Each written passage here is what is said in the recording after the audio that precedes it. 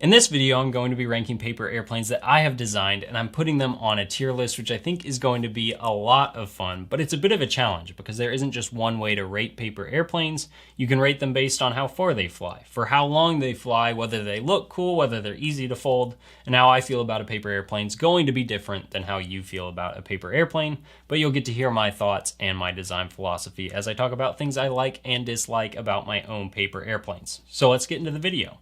Now, I am just ranking my own paper airplanes, but I've included two very notable paper airplanes here just as points of reference. At the top here we have Suzanne, which until very recently was the world record holder for paper airplane distance. And at the bottom we have the classic Dart that I'm sure all of you have folded, but it just does not fly well enough, and for that reason it is in F tier. So I'm going to work my way from D tier all the way up to S, or potentially S plus tier. You can see how many paper airplanes we have here.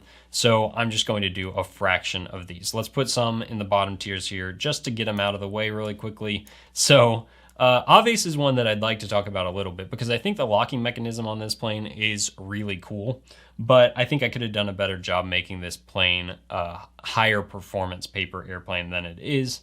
So for that reason, it gets a D tier. And one that might surprise you that I'm going to throw in this tier is Speedy Gonzalez, but I designed this paper airplane when I was 7. I did win a paper airplane competition in elementary school using it, but it just doesn't employ the origami solutions that I would use to make a good Dart today. So for that reason, it's a bottom tier paper airplane on the scale of paper airplanes that I have published. Okay, so we'll move on up to the next tier here. I'll throw in PO3 Rival. I don't love my post-it note planes in general, and so that one's just a D tier for me. Windwalker, you guys helped me name, and I really like the name, but the plane itself is, not as interesting as some of my others.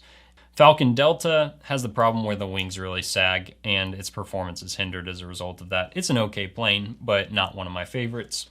One that I think is definitely better than these three is Marauder. I designed it to be a really easy paper airplane that's high performance, and frankly, it's not quite as easy as I wish it was, and its performance is not quite as high as I wish. So again, it's probably a C tier paper airplane.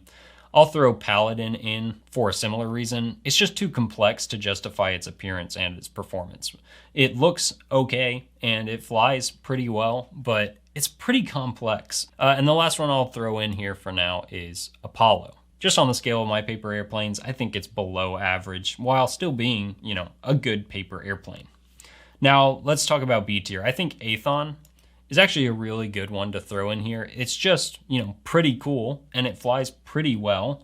F-31 Phantom is going to be the highest rated post-it note paper airplane in my own opinion. It just looks cooler than the other ones. It flies well too, and that's enough to put it in B tier. One that has been amongst my favorite paper airplanes in the past is Firestrike. I really like this paper airplane, but it's just no longer in, maybe my top 10 paper airplanes as it might have been at one point. Another one that kind of matches that description would be Falcon X. Falcon X was amongst my favorite paper airplanes too, but it's pretty complex to fold and doesn't fly that well, but it has 4 wings. It looks awesome. I really do like this plane. And that's kind of the story of B tier. I like these paper airplanes. They're just not my very favorite paper airplanes. And we'll throw in a couple more here. We've got Guardian and Havoc, which are really good performance paper airplanes. They are just relatively simple looking. Now with that out of the way, I think we are on to A tier here. And one thing you're going to catch on to is a lot of the planes from my books end up in A and S tier. My book just contains some of my best paper airplanes, and that's why I put them in there.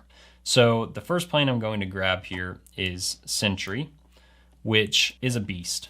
I love the way that this nose is forked into 2. It looks so aggressive, and despite what you would maybe think are questionable aerodynamics as a result of that, this thing flies really, really well. So Sentry's a plane that I absolutely love, and I'm throwing that one up in A tier. Now, another one that goes in A tier from my book would be Zoomerang. And Zoomerang is just a beautiful boomerang plane. It's got these 3 fins. locks together in its three-dimensional shape, and it boomerangs really reliably once you figure out exactly how to throw it and tune it. There's just something so magical about the first time you throw a boomerang plane and catch it as it comes back to you.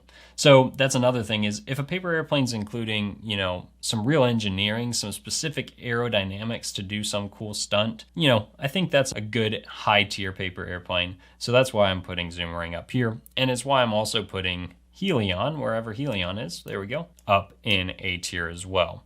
This plane spirals as it flies, and it spirals because it's not right to left symmetrical. It is rotationally symmetrical, and its wings naturally bend in opposite directions, and it's really cool. You guys probably don't care about this part, but you don't curl the wings yourself. You're not like using your hand to bend the wings. The folding sequence applies tension to the wings such that they are naturally pulled into the direction they curve. And to me, it's the kind of thing that I geek out over that no one else is going to care about. But regardless of whether you care about that, the fact that it spirals as it flies is very, very cool. And now I'm going to throw in a couple jets. So we've got F-35 Durandal.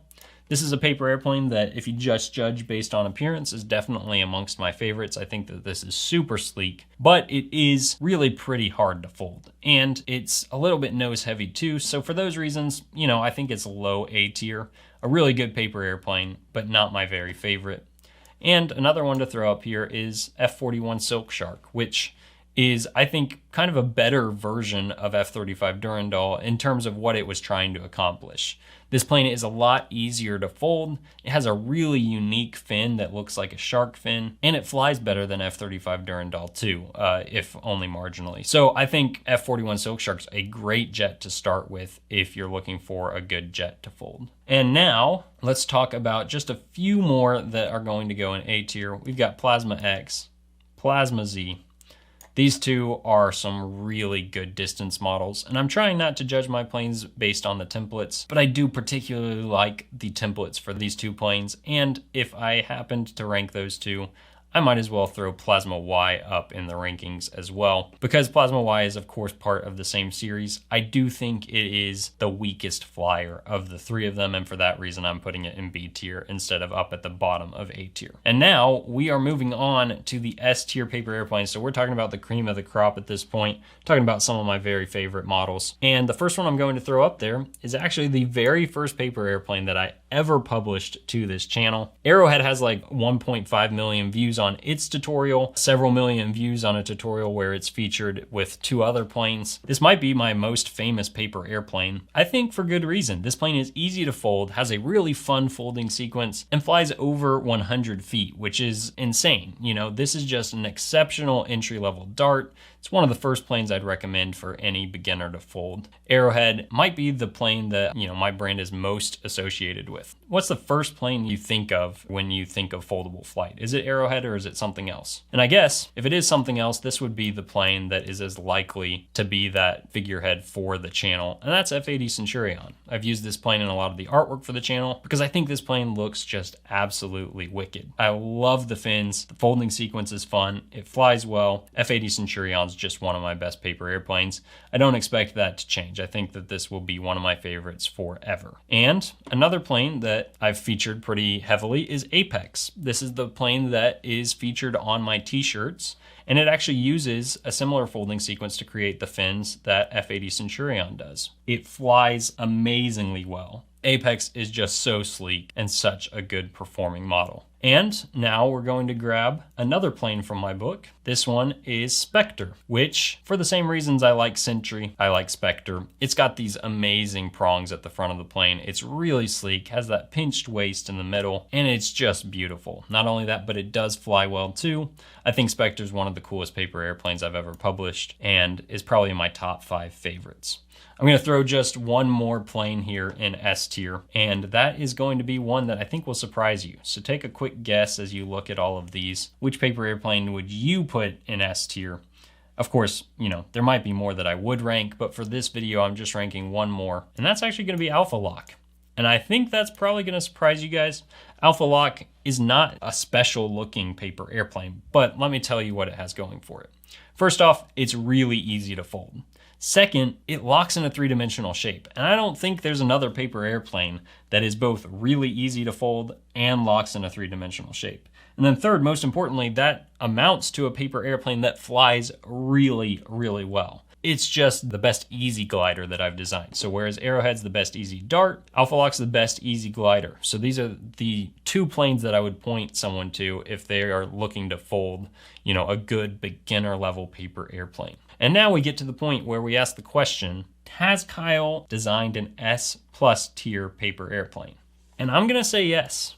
You guys might think I'm crazy to throw a paper airplane of my own up in the same tier with, the world record paper airplanes. But here's the point. Zephyr's not designed to be a high performance paper airplane. It is a really good paper airplane just in terms of performance, but it's never going to compete for a world record. It wasn't intended to. But it is incredibly beautiful. It is so unique with no center crease, that wave-like wing. I think this paper airplane just perfectly encapsulates my design aesthetic. I love making paper airplanes that look like functional sculptures. And I think Zephyr, more than any other paper airplane perhaps in the world, does look like a sculpture. And I'm just absolutely in love with it. I don't know if I will ever design a paper airplane that I like more than this one. And I think that Zephyr is my one S+ tier paper airplane. That's of course my own opinion. And I'm curious to hear, do you think I'm crazy to put it there? What would you do with the ranking of these paper airplanes? And of course, all of these others that I didn't rank. I'm curious to hear your opinions. So thank you so much for watching this video. I hope you enjoyed it. And as always, I will see you next time. Thank you so much to all of my patrons who are supporting this channel and making these videos possible. I'm now releasing a new tier where you can become the pilot of your favorite foldable flight paper airplane, and your name will appear next to the paper airplane you choose in each of my YouTube videos. Not only that, but each month you remain a patron, you'll rank up, and if you become a general of the foldable fleet, you'll win a one-on-one Zoom session with me. So head over to patreon.com/foldableflight and join the foldable fleet today.